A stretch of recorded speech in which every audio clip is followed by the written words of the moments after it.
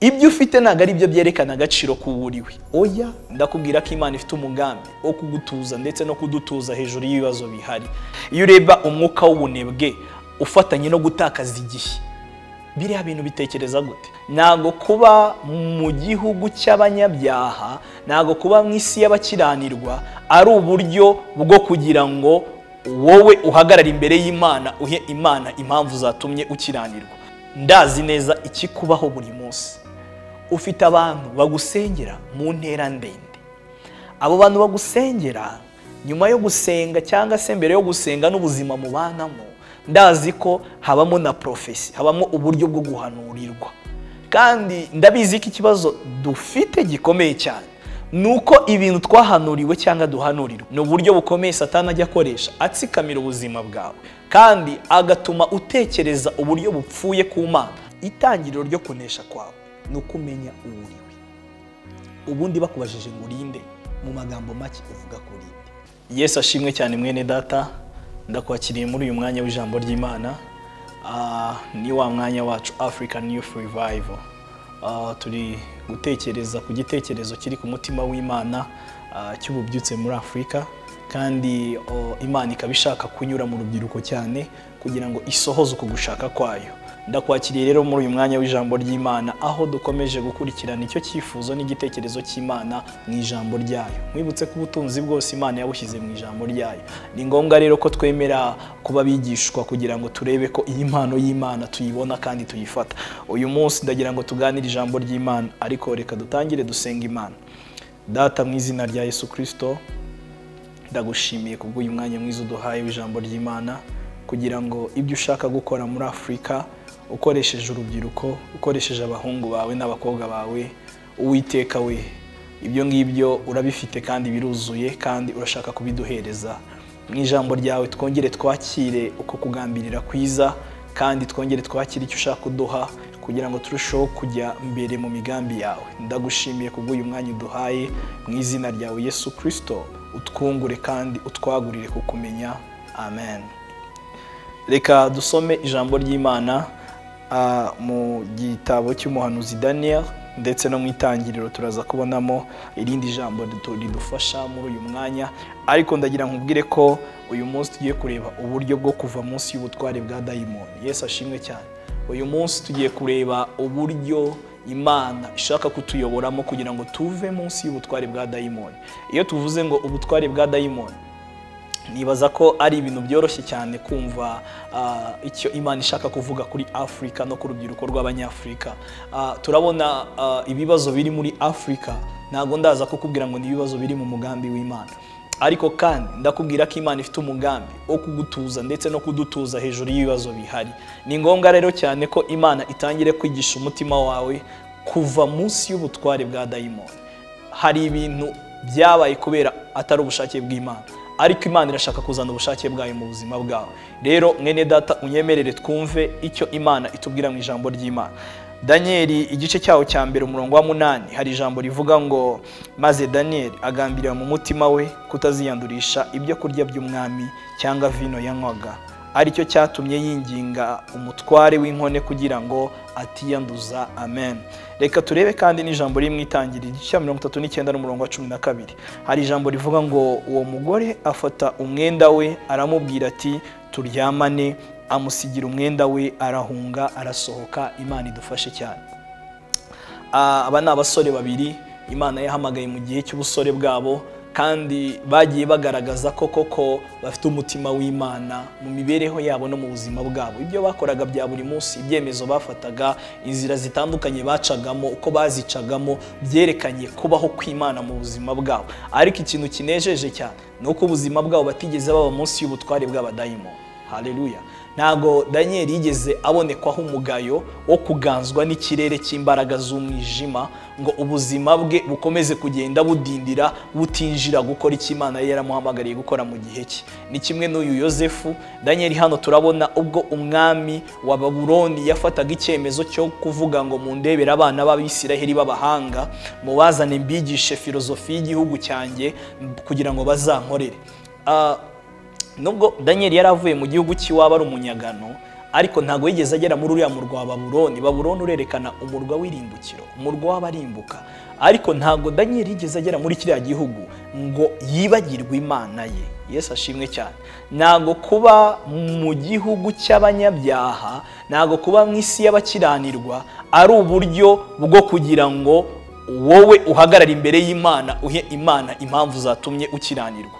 Ntago kuba mu buzima ndetse no muri sosiyete y'abantu bakora ibibi ari uburyo bwo kugira ngo Satani akuboneho ijambo, akuboneho uburyo bwo gutsikamira iyerekwa ryawe. Ahubwo ndashaka kukubwira ko bagaragaje kuba hejuru y'ubutware bw'imbaraga z'umwijima, bari muri kondisiyo, bari muri situwasiyo igoye. Yosefu nawe rero niko byamugendekeye, nawe yagiye ari umunyaga, yagiye ari umwana ugurishijwe na bene se. We yari afite n'igikomere noneho cyubakiye ku miryango, hanyuma ariko ngo agere muri uriya muryango wo kwa Potifari mu gihugu cya Egiputa.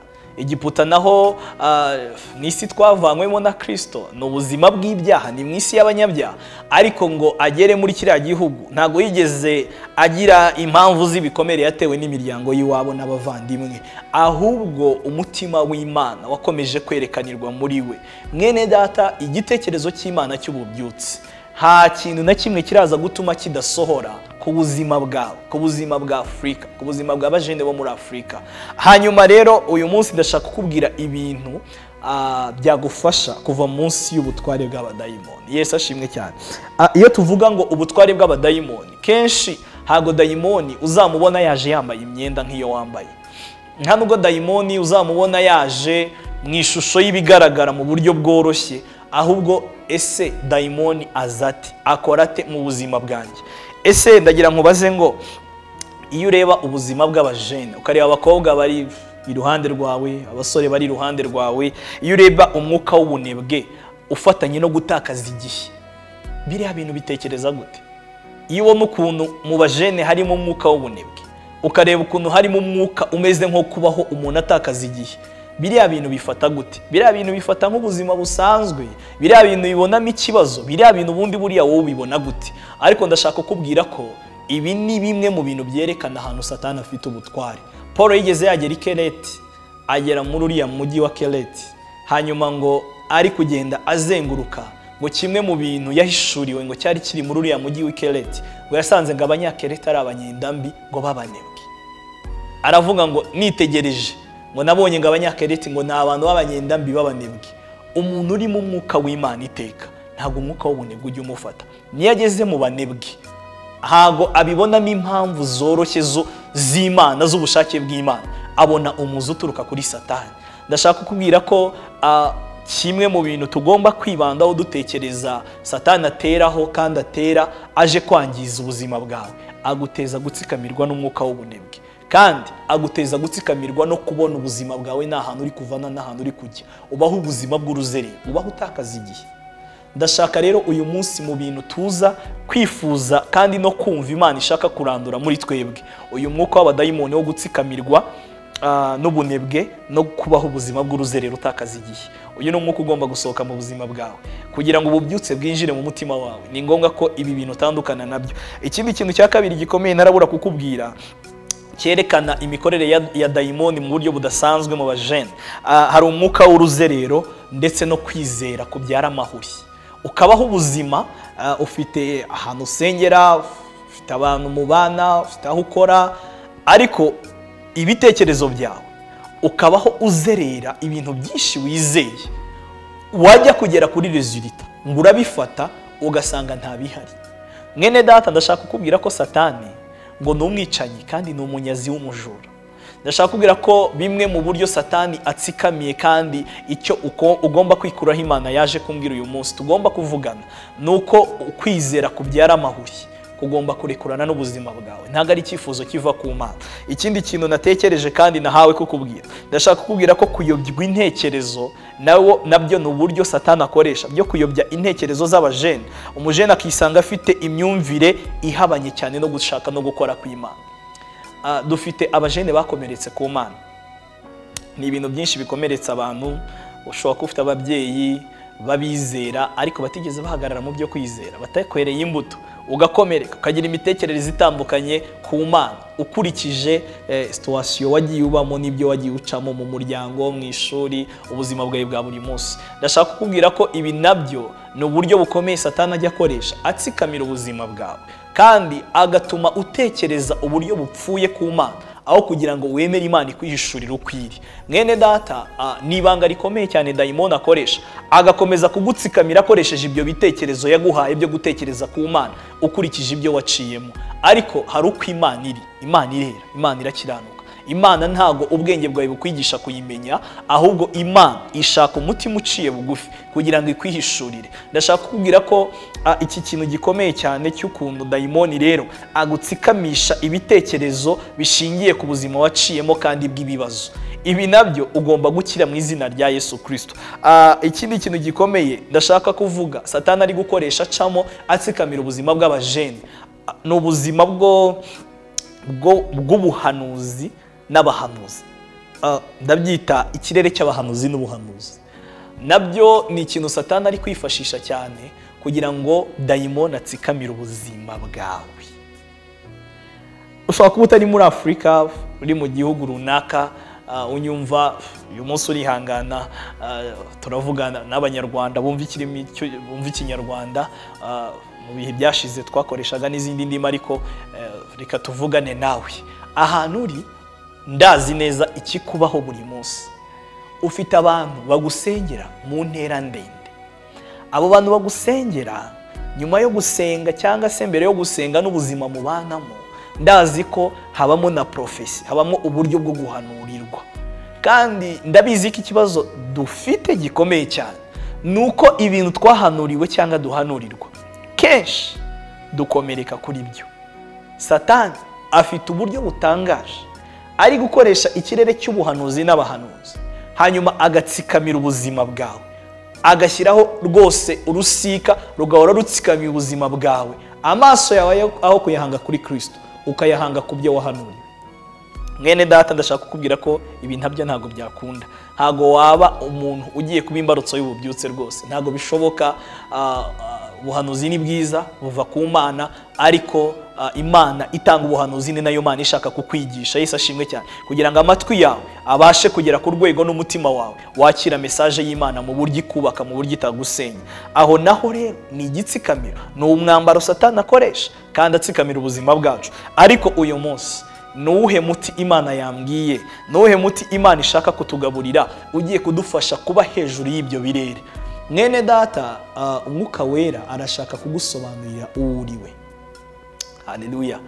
Ndashaka kukubwira ko itangiriro ry'urugendo rwawe rwo kubaho muri Kristo Yesu ni ukugira identity, ni ukumenya yo identity yawe.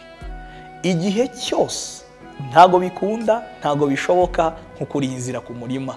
Igihe cyose utazi uwo uriwe, igihe cyose utazi aho uva naho ujya, ntago bibaho, ntago bishoboka ko wakorana n'Imana, ntago wagendana n'Imana bikunde. Inyuma yo kutame, inyuma ahantu uhera umenya uwo uriwe, nicyo gihuvuka kandi utangira kubaho no kugendera mu migambi y'Imana. Ikindi gitangaje nshaka kukubwira nuko uwo uriwe ntago bigenwa agaciro n'ibyo ufite. Yesu ashimwe. Ibyo ufite ntago ari byo byerekana agaciro k'uwo uriwe. Oya, uruwundi. Imana yibwiye mu mutima wayo ko igiye kurema umuntu usa nayo. Yesu ashimwe cyane. Ngo tugiye kurema umuntu usa nkatwe. Yesu ashimwe cyane. Turema umuntu usa natwe. Haleluya. Imana ijya kurema umuntu yari ifite ishusho ngari y'uwo igiye kurema. Haleluya. Imana ntago yicaye ngo ibintu biyibeho ibone havuyemo umuntu. Imana yari ifite igitekerezo cy'uwo yashakaga. Imana rero niyo yatangije umushinga wo kubaho kwawe. Imana izi uwo uriwe.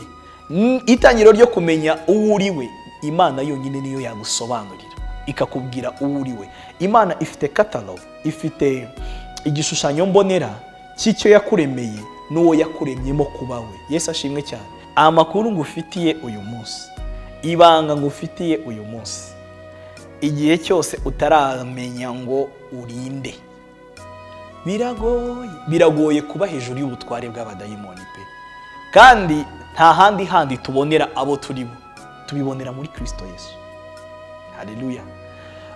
Yesu ndibuka igihe kimwe ari kuganira n'umusamariya, amusanze ku iriba ari kuvoma, ngo mu bintu byinshi baganiriye yageze hasi ku murongo wa 26, umusamariya aramubwira ngo tuzi yuko hazaza Mesiya, ngo kandi ngo ari we Kristo, ngo ngazatubwira iby'ubwoko bwacu, ngazanatwigisha.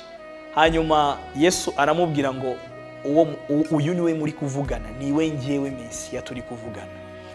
Impamvu mubwiye uru rugero nari nshatse kubwira ngo Yesu bwe yarazi uwo ari we. Yesu ashimwe cyane. Hari ibyamuhanuye biramuvuga mu isezerano rya kera ryose, ariko igihe yaje mu isi yarihamirije aravuga ngo ndi uwo nyine, ndi Kristo. Yarazi neza ko ari umucunguzi, yarazi neza icyamuzanye ku isi, yarazi neza icyo Imana ishaka gusohoreza muri uwo mubiri we. Igihe cyawe rero nawe ndashaka kukubwira ngo itangiriro ryo kunesha kwawe ni ukumenya uwo uri we. Ubundi bakubajije ngo urinde, mu magambo make uvuga ko urinde. Ariko ijambo ry'Imana ryaratworoheje riratubwira ngo abizeye Kristo bose ngo bahindutse abana b'Imana. Mwene data, mbere y'amatayito menshi atandukanye ufite, mbere y'impano nyinshi zitandukanye ufite, mbere y'ibintu bakubwira ko ushoboye kandi nawe uzi ko ushoboye, ndashaka kukubwira ko uri umwana w'Imana. Haleluya. Ndashaka kukwibutsa ko uri umwana w'Imana. Iyo rero tuvuze ngo uri umwana w'Imana, nyuma y'aho ngaho ibintu byose uri guhamagarirwa gukora urabikorera mu Mana. Haleluya. Niyo mpamvu muri byinshi ukeneye kumenya ari umwuka w'Imana ugomba kubiguhishurira. Hari icyo Imana iri kuguhamagarira gukora muri iki gihe. Icyo ngicyo nta handi wagisanga, wagishurirwa n'umwuka wera. Kandi intambwe ya kabiri, uburyo uzagikora, ibyo nabyo nta bundi buryo wagikora, nta bundi buryo washobora kukigenderamo uretse gutwarwa no kwemera kuyoborwa n'umwuka wera. Kumenya rero identite yawe ni ikintu cy'ingenzi cyane, ukeneye kwitwararika no kubaza Imana kugira ibiguhishurire, ikumenyesha icyo kuguhamagarira gukora muri iki gihe, kandi ikwigishe uko ugomba gukora icyo ngicyo iri kuguhamagarira, igutware mu rugendo rwo gukora iby'Imana igushakaho muri iki gihe. Hanyuma rero mwene data, ndashaka kukubwira ko Daniel nicyo cyamubayeho, uyu Joseph nicyo cyamubayeho. Daniel ngo yavuye mu bwoko bw'iwabo, baramufata bamukuramo kubera ubwenge yari afite, baramufata baramutoranya kubera impano zitangaje yari afite. Hanyuma ngo bamushyira ibwami muri benshi bari batoranyijwe kugira ngo bigishwe systeme y'i Babuloni. Ariko Daniel, Yesu ashimwe cyane, ubuzima bwerekanaga ko afite ahari kuva, afite n'ahari kujya. Daniel yaravuze, umwami yaravuze ngo babategekere kurya ibiryo ndetse no kunywa vino, inyama nziza. Birumvikana ibiryo by'ibwami nawe wabishushanya ukibaza uko byari bimeze. Ariko Daniel ntago yagize ikibazo cy'uko bagiye kubaha ibiryo byiza, ntago icyamwihutishaga mu kurya byari ibiryo byiza, ahubwo ni impamvu yaryaga. Yesu ashimwe cyane. Impamvu yo kurya ya Daniel niyo yari ikomeye kuruta ibyo yaryaga. Haleluya. Nakubwiye ngo ibyo ufite ntago ari byo bikomeye, hakomeye wowe ni wowe ukomeye cyane. Nawe kumenya uwo uri we ntago bigiye kuva mu byinshi ufite cyangwa uhabwa, bigiye kuva muri discipline yawe Imana yaguhaye, bigiye kuva mu kumenya icyo uri cyo muri Kristo Yesu. Daniel aravuga ngo ntago ngiye ibi biryo nabirya, impamvu ni imwe, nuko ngiye ndi umwana w'Imana, ngewe ndi umuheburayo, ngewe ndi umuyu, ngewe ntago ibi bintu nemerewe kubirya. Daniel aranga, arahakana, ariko kandi kugambirira kwiza kwe, kuko Imana imutwaye mu byiri kumuhamagarira, Imana iramushoboza, igenda ishyiraho inzira n'uburyo, kandi aba mu buzima bwo kwera no gukiranuka bw'Imana. Ibyemezo mu buzima bwa Daniel yafataga byari bifatanye na identite ye, byari bifatanye n'uwo ari we, ntabwo byari bifatanye n'ahari, ntabwo byari bifatanye n'abo babana, byari bifatanye n'uwo ari we. Yari umwana w'Imana, yari afite amategeko y'Imana mu mutima we. Nibyo tubona kuri Joseph nawe nicyo cyamubayeho. Joseph yageze mu gihugu cy'ubunyagano, kandi ikintu gikomeye, hari igihe dutanga impamvu tukabwira impamvu Imana ngo tutarashobora ibi ngibi, ariko ugasanga ni impamvu intwari zo kwizera zagiye zitambuka aho hantu, ariko kandi twege tukabona ntago tuharenga. Izo mbaraga zikwereka ko utagomba kurenga aho hantu ni imbaraga zihishe inyuma yo kuba utaramenya uwo uriwe. Ni ziriya mbaraga twavuze zikomeje kuzerereza abantu, zikomeje kwirukankana abantu, ariko igisubizo kimwe rukumbi nuko Imana ikeneye kuguhishurira uwo uriwe. Uri umwana w'Imana, hari ibintu Imana iri kuguhamagarira, ishaka kugusobanurira, kandi ibyo bintu izagufasha kugenda ubishobora. Nicyo cyatumye Joseph nawe agerayo. Joseph akiri muto yajyaga arota inzozi, Imana ikamubwira uwo ari we, ikamubwira ukuntu imiba y'abandi yikubise hasi, uwe ugasigara uhagaze. Joseph yatangiye guhishurirwa ko afite ubutware akiri mutoya. Joseph yatangiye kwakira ubutware yahishuriwe n'Imana akiri mutoya, agakora amakosa ariko y'abana mu gukura mu mwuka, akagenda akavuga amabanga ye n'Imana, ari nabyo byabaye impamvu y'ifuhe ryaturutse ku bavandimwe be. Hari igihe usanga ibikomere waciyemo bikubuza gukomeza guhamya uwo uriwe no gukomeza kwitwararika ku cyuri cyo kandi ugomba gukora. Joseph ageze muri kiriya gihugu ntago yigeze atwara igikomere ngo ni bene mama bangurishije, oya, ntago yigeze agira impamvu zo kuvuga ngo ngeze hano, agendana umutima w'umubabaro. Iyo wamaze kumenya uwo uriwe uba hejuru y'ibintu n'abantu. Yesu ashimwe cyane.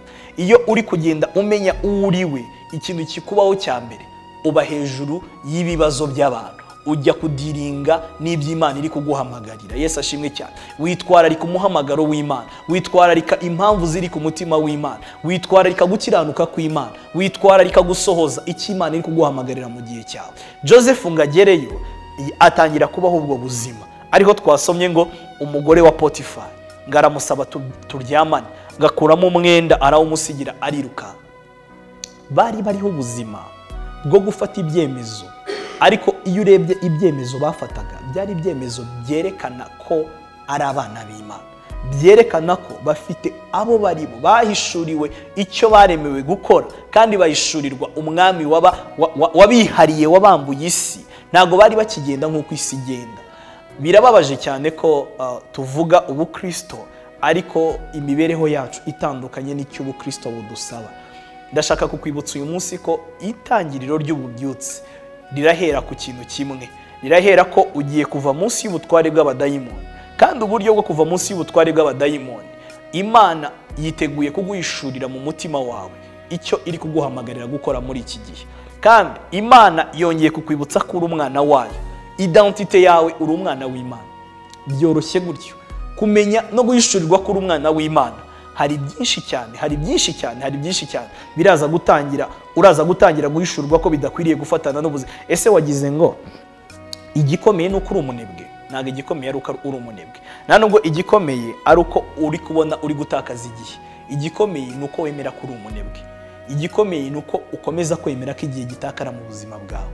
So igihe cyose umenya ko uri umwana w'Imana, ikintu bikuzanira amakuru yo kumenya icyo ukwiriye kwemera ko kiba mu buzima bwawe.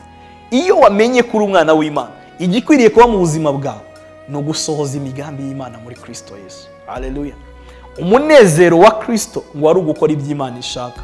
Umunezero w'abana b'Imana no gusohoza imigambi y'Imana muri Kristo Yesu. Haleluya. Rero mwene data, ndashaka kukubwira ko ukeneye kuva munsi y'ubutware bw'abadayimoni.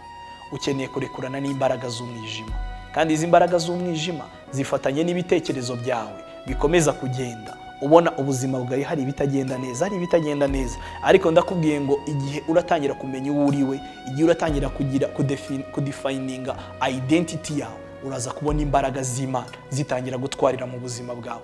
Imana iguha umugisha.